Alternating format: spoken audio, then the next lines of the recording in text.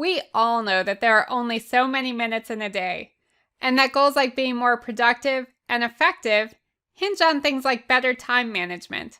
That is, working smarter, not harder. This is particularly true if you think you've got a pretty standard process in place. In this video, I'm going to demonstrate a visualization tool called a box and whisker plot. This tool will help you determine how long you can typically expect your standard process to take, and how to spot when there's enough variability to say that it's time to re-examine what you're doing so you can streamline the process for yourself or schedule a training or other intervention for your staff. Overall, this approach can help you get a better handle on your pipelines and workflows because you'll know approximately how much time you have to allocate and expect for this process in the future. Before I dive in, I want to give a quick disclaimer that because I don't know the specifics of your situation, this video is for general information purposes only. But remember, if you would like to discuss how to wrangle your data or analyze your processes, please reach out to me, Barbara Olsavsky, on Calendly or LinkedIn. I've broken this video down into 3 parts: the data you need to be tracking, the box and whisker tool we're going to be using, and some sample applications. The data that you need to collect for this is pretty simple. Basically, you're going to create a summary time log of how long it takes you to perform a certain task from when you first start to when you completely finish. The time you're recording could capture how many hours and minutes it takes you, or it could capture how many sessions or touch points it takes. Which one you pick really depends on the type of process. Consultants will probably be more interested in hours and minutes. Physical therapists and salespeople might be more interested in number of sessions or touch points.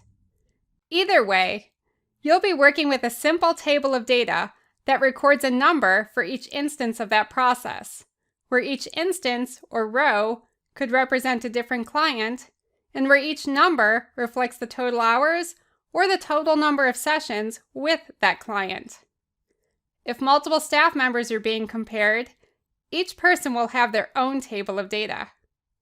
If you have an ongoing task in the works, you can ignore it for the sake of this example and just focus on your historical data. When you're ready to use the data, you'll sort each of your tables independently in order from smallest total to biggest. Starting from a sorted table of data, the box and whisker plot, so named because it looks like a box with 2 whiskers coming out of it, gives you a quick and dirty summary of the least amount of time this process took you on the left end of the whisker, the most amount of time this process took you on the right end of the right whisker, and the typical amount of time this process takes you, with the box around that number indicating what I'll call your wiggle room variability. The typical amount is marked by the median, and it won't necessarily be in the center of the line. The median is the middle number of the list. If you have an odd number of rows in your table, it's exactly the middle number. If you have an even number of rows, it's the average of the 2 middle numbers. To draw the box around that typical value, we'll find medians again. The left side of the box, called Q1, is the median of the rows before the median of your entire data table. The right side of the box, called Q3, is the median of the rows after the median of your entire data table. Now, what we've really done is break the data into quartiles, meaning that each section represents about 25% of your table data. So 50% of the time, your process takes less than the median amount of time, and 50% of the time, your process takes more than the median amount of time. And the box itself represents about 50% of the data again, because it's made up of 2 quartiles. That means that about 50% of the time, your process time falls somewhere between Q1 and Q3. As a note, a box and whisker plot could also help you identify outliers in your data, but that's not relevant to this time management application, so I've left that out. Let's quickly run through a couple applications. First, Let's say that you think you've got a pretty standard process.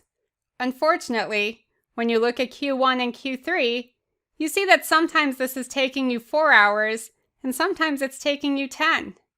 That's a lot of variation in your range. If you can't really account for the difference, it might be time to work on streamlining by either revising your existing process steps, or if you don't already have one, writing a standard operating procedure or SOP to help you get on top of those process steps in a more consistent and reliable way.